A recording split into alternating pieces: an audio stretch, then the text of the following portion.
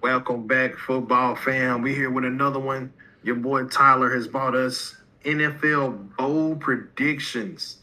Can't wait to get into it. I'm gonna let him lead the way and going in blind. So Tyler, you ready to do this? I'm ready. Let's get it. Let's take us through your first one. Jacoby Lane will be wide receiver one. Okay. Hey, I know how you feel about Zay Flowers. I'm not a Zay Flowers truther. I just think that he was the best they had, so he was wide receiver one by default. I think Jacoby Lane adds a whole different element to his wide receiver room. He's big, he's fast. I think he's a better route runner than Zay Flowers. I think he will be this solidified wide receiver one by the end of the season. I'm a Jacoby Lane fan. Love him, but I don't know if he's gonna give you everything Zay Flowers can give you after the catch. You play Zay Flowers all over the field. Zay Flowers has been dependable for years. Is Jacoby Lane better than Rashad Bateman? Probably so. I will say by the end of the year, maybe Jacoby Lane's wide receiver two. But Zay Flowers is a guy who flirts with 100 catches a year, uh, 1,200 yards. He's a dependable guy. And for a guy to play inside and out, I think Zay Flowers should get a little bit more respect put on his name. But I like Jacoby Lane. I hope that he can turn into the player that I think he can. I think he was a hidden gem. I like him a lot better. I like Elijah Surratt, the other wide Mm-hmm. receiver they got. So we'll see how it goes. Oh, I would have been crazy to say Elijah Sherrod would be wide receiver one. That's why I didn't even bring him up. But I think this does help Zay Flowers from taking a lot of hits because the past couple years he has been injured a lot because he does take a lot of hits because he's the only one that can catch the ball. So this will definitely help out. Uh, all the Raven fans will love this. They have Lane and Flowers both be legit wide receiver targets, something they haven't had in a while. So they will welcome this. So, all right, let's get it. You ready for the next one? Yep. Let's go. Justin Herbert will win MVP. I got something to say about this one. You go ahead. He is going to win MVP. This is not me being biased. This is just me saying that Mike McDaniels and his offense and the talent the Chargers have, he should have at least 4,000 yards, 40 touchdowns, some rushing yards. This is his season to show that he is that guy, especially with a new offensive coordinator, with a new running game. The receivers are still the same, just the talent, the new tight end David Njoku. This is his year to win MVP. I firmly believe that. He's been in the race a couple times, but this is his year to win it. All that can be true, and all that is true. I expect big things from Justin Herbert. But my thing is, Justin Herbert is the guy who gets more hypothetical excuses than anyone. We rag on Lamar Jackson and Josh Allen and all these other guys for not getting it done when arguably, and Joe Burrow, and arguably Justin Herbert's the worst of the bunch when it comes to not getting it done. I did predict earlier in the offseason, before the preseason, Chargers, Rams, Super Bowl. Let's do our predictions before the season and see if I stick with that. Since then, it's been Justin Herbert bringing his girlfriend, fiance, whatever she is, to practice. Like, could you imagine if Dak Prescott bought his fiance or wife, whatever she is now, to practice and set her on the field during the middle of practice? How would that look? How would the media portray that? I saw the video, and I think it was after practice. Like, why are people so mad about that? I don't care when it was. She should not have been there. So family can't be at practice? No, let me finish. I'll let you talk. Let me finish. This dude has done nothing. And I love Justin Herbert, but he has done nothing. And I think he is not in the position to be taking such liberties when he shouldn't, when he should be focused on getting past the first round of the playoffs, not throwing 4 interception games in the playoffs, getting over the hump. This dude has all the tools to be great. He should be talked about in the top tier quarterbacks with everybody else, but he's not. And he's not criticized like everybody else for some odd reason, because He is offensive line, criticized. offensive line, he always gets a pass because the offensive line is hurt. He doesn't have any receiver weapons. Run game sucks. His coach sucked. Okay. There are no excuses this year. None. We go back to Buffalo. What's this guy that coached last year for Buffalo? Sean McDermott fired, and they blame Sean McDermott, not Josh Allen. I didn't blame Sean McDermott. I'm saying they. I didn't say Tyler. I said they. I'm putting that out there. You go to what's the other guy in Cincinnati? Zach Taylor. Everybody say he should be fired. They don't blame Joe Burrow. They blame Zach Taylor. So Zach Taylor needs to be up out of there. You come to L.A. with the Chargers. They fired with Dennis Allen. What is his name? They put the Brandon Staley. Brandon Staley. That's it. That's what I'm thinking about. They fired Brandon Staley. No one blames Justin Herbert for the shortcomings of those years. Everybody blames Brandon Staley, Tyler included. I do. This is the year Justin Herbert has to get it done. No excuses. It's my turn. I don't care what happens week 1, week 2, week 4, week 12, week 17, week 18. I don't care what happens through the course of the season. Justin Herbert needs to get it done. He gets no more passes from me this year. It's my turn. Go ahead. All right, I'm gonna go point by point. The practice thing by bringing the girlfriend. Josh Allen brings his girlfriend to practice. We've seen her at practice. Joe Burrow brought his girlfriend to practice. And I know the video you're talking about. What if it's after practice and they're just hanging out? What's so wrong with that?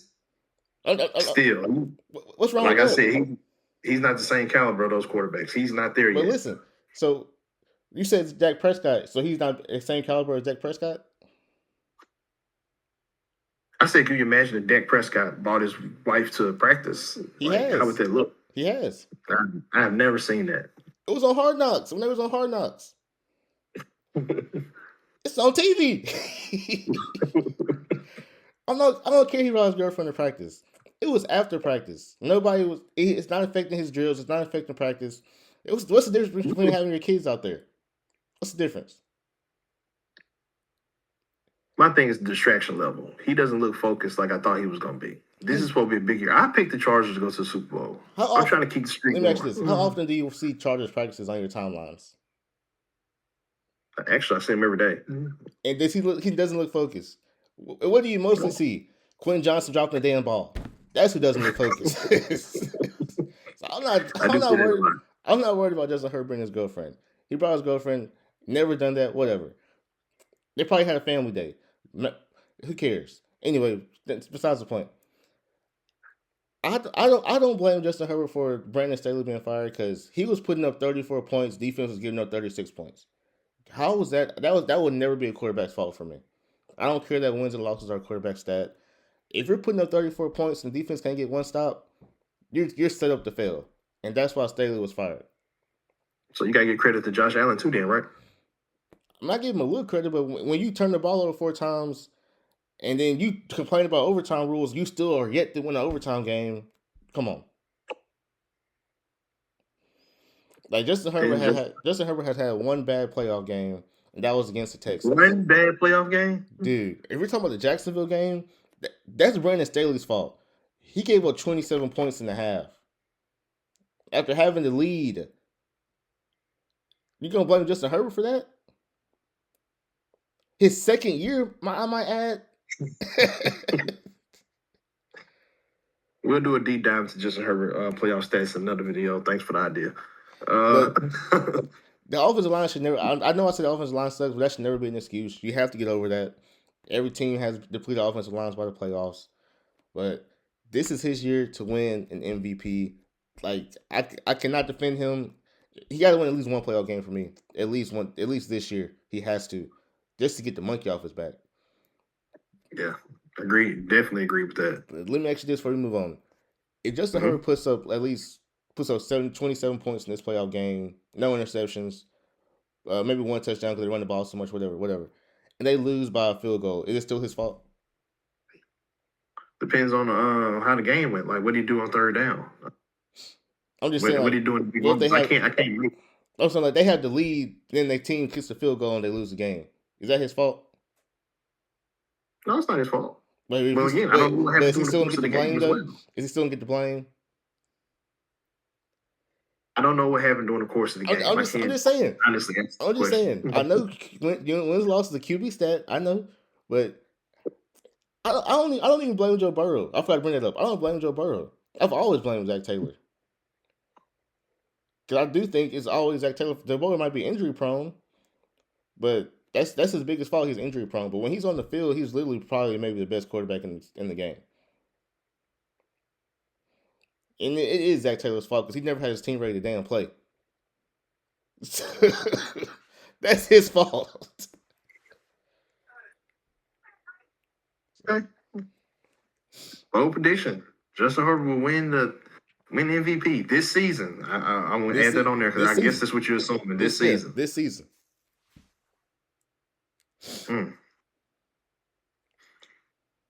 I don't really know where to go from there. Okay, I mean, I would love to see it. Ready for the next one? I would too. Come on. These wide receivers will have 1,000. Quentin Johnson. Bold prediction. Man. Bold prediction.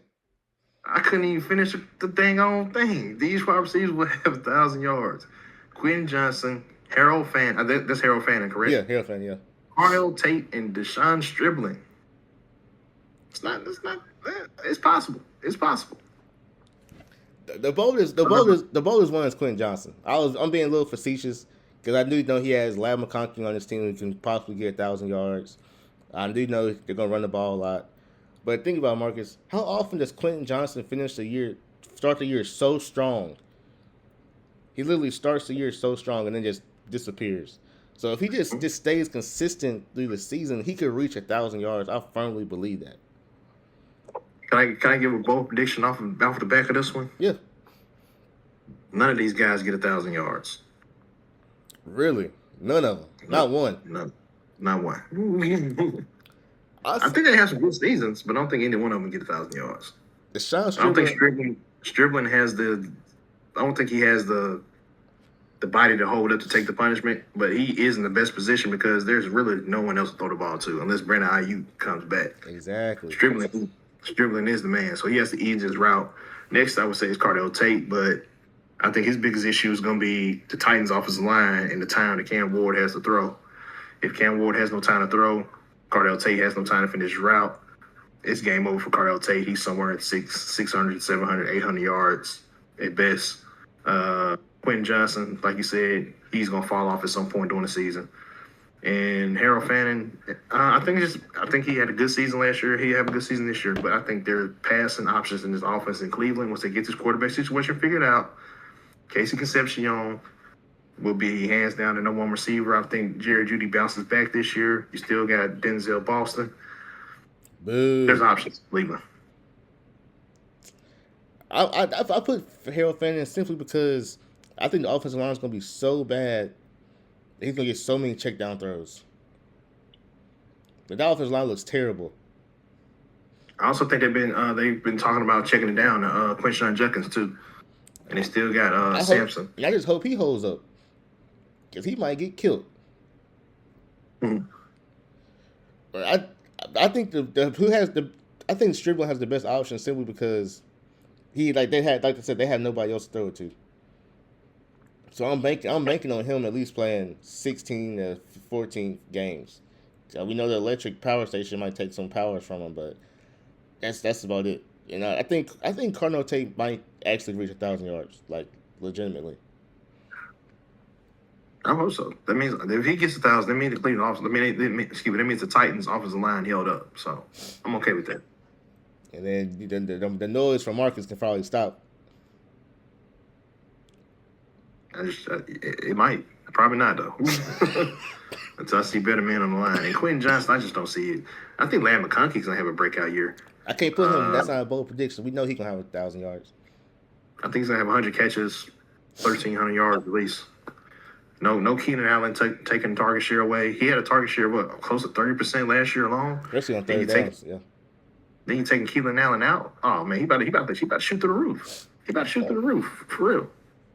So, Ladd McConkey might be having a Jackson Smith and Jigba type year. I can see it. So, especially with Mike McDaniel. Mm-hmm. Partner with Quentin Johnson, catching the ball. So, like first 8 weeks of the season. All right, but it's all you got on this one. Yep. Next slide. How many more we got? I think 2 or 3. I think.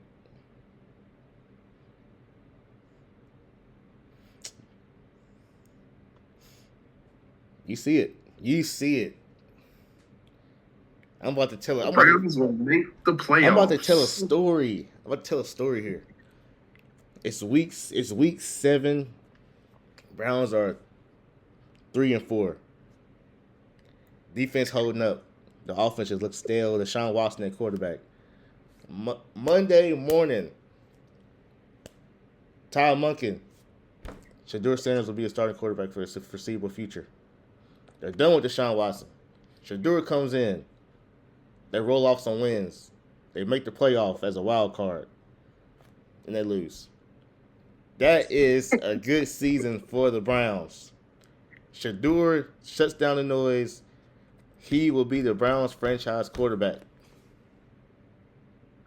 No problem with that. I got no problem with that at all. I don't think they make the playoffs regardless who starts, but there are a lot of holes on this team. They're gonna miss Jim Schwartz. I'm calling that now. Oh yeah. I'm interested to see how Todd Monken manages a team as a head coach. That part we haven't seen him do, so we'll see what that looks like. And I just find it hard to go for first year head coaches with quarterback situations and all this turnaround on the team. It's a tall ask for the Browns in the playoffs. That's probably more bold than picking Quentin Johnson to get 1,000 yards. Like that's bold. All these have been bold, but that's bold as one. I don't know what to say. I think the division is bad enough where it's possible. It is. But I think the Ravens have a bounce back year. If Lamar Jackson is healthy, Ravens run away with the division.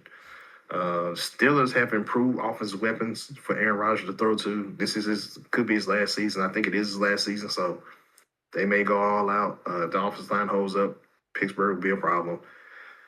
Call me crazy, man. I just don't rule out. I know they lost Shamar Stewart for the season, but don't rule out the Bengals. They improved their defense. If they can be serviceable, Bengals could win the division as well. So I'm banking on Zach Taylor not being a good coach. And I'm banking on the offensive line for the Steelers not holding up. If those two things happen and the Browns just manage to stay in that little spot, they could win. They could do it. And why did you say that? Why you say that they were 3-4 and Deshaun Watson got put out because of what? The offense just looks stale. Okay. Like, you know how you're winning games, but you're not winning games. Yeah, you kind of just you're finding a way to win, but you're not running away with nothing. Exactly. You're not impressing. Exactly. You're stagnant. Shedeur gonna give that spark. I think he did a little bit of that last year too. Exactly. I'm just they give Deshaun the QB1 by default. I'm just calling it now. I'm not gonna call Deshaun Watson a bum or nothing. I think he still play. I think it's just Cleveland. Exactly. But we'll see if that aura has changed any since they got new people in the building. Maybe that stink is off of it because we saw what Joe Burrow did when he got up out of there. I'm not Joe Burrow, but Joe Flacco when he got up out of there and went to Cincinnati and played when Joe Burrow got hurt. Yep. Maybe Deshaun Watson does better somewhere else. Maybe he is. He's not Deshaun Watson of old. We know that, but maybe he has left in the tank. And I think Shedeur will do good out there. I think his aura is a different level than Deshaun Watson. He has that star power. He knows how to rally people around him. So I like to see it. All right, got one more? Yep. Ooh, Dolphins will go winless. Ouch. Let's talk about it. This team is not good. On paper, this team is awful. You got no receivers. Devon Achane, they literally said they're gonna run him to the ground. They said it. That's not good. Hey man, put some respect on Tutu Atwell. They got him. They got injured Chris Bell, who hasn't played in the preseason yet. I wouldn't even play him the whole season. If I know we're going winless, I'm not playing my star receiver the whole season. Yeah, I said they're doing a draft. I think he sits out the whole year. The defense looks awful. I know Jeff Hapley's a defensive coach, but you gotta have pieces, and their pieces are awful.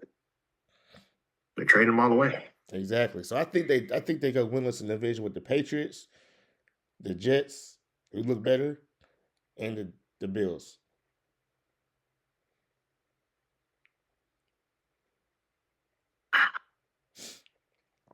And then let's start the Arch So Manning trumpet. they play the Jets twice. I feel like they can get one of those games. They should be able to get one. I think they got the Titans as well.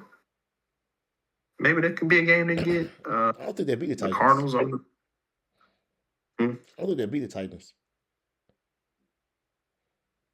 They got to beat somebody. They got to beat somebody. They might go winless. That's only happened once in my lifetime, and that was Detroit Lions. Forgot what year that was. The Browns too, I think. I don't think I remember Browns going winless. I remember the Titans going. I mean, the Lions going winless. Maybe possibly, but we'll see, man. That would really hurt. I think it's something the NFL doesn't want to happen. I don't think the NFL wants a team to go winless. So take that information how you want.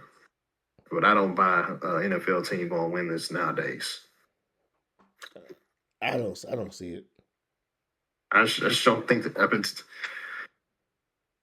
I don't think the NFL wants a winless team. So take with the information what you want. I think they will beat somebody. Somebody will get beat. I will say this: that team, like you said, is not good. Malik Willis at the quarterback. Since they signed him, they got rid of everybody in the wide receiver room, traded away Jalen Waddle. Do you think they look at a Tyreek Hill, maybe, if he can get strength back in his legs? No, because I think Tyreek Hill will go to a contender. But no contenders call. Yeah, he ain't playing.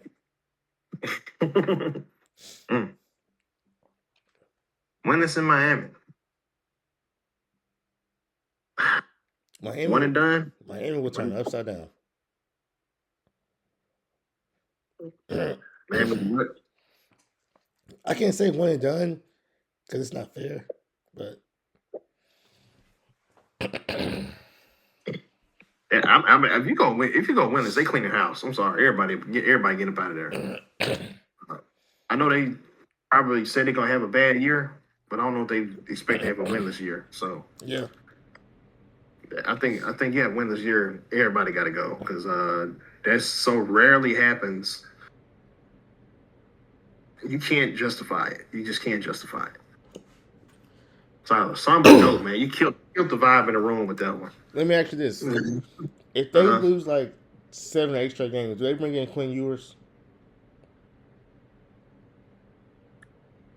Why not? I mean, that doesn't necessarily mean you're done with Malik Willis. I mean, you're not tied to Malik Willis long term. You only signed to a 2-year contract, so why not? See what you got in Quinn Ewers. See if he's worth it. See if you need to get a quarterback next year. I know they talking about drafting. Already talking about Miami drafting Jeremiah Smith. Yeah. I mean, can't be mad at that, but yeah.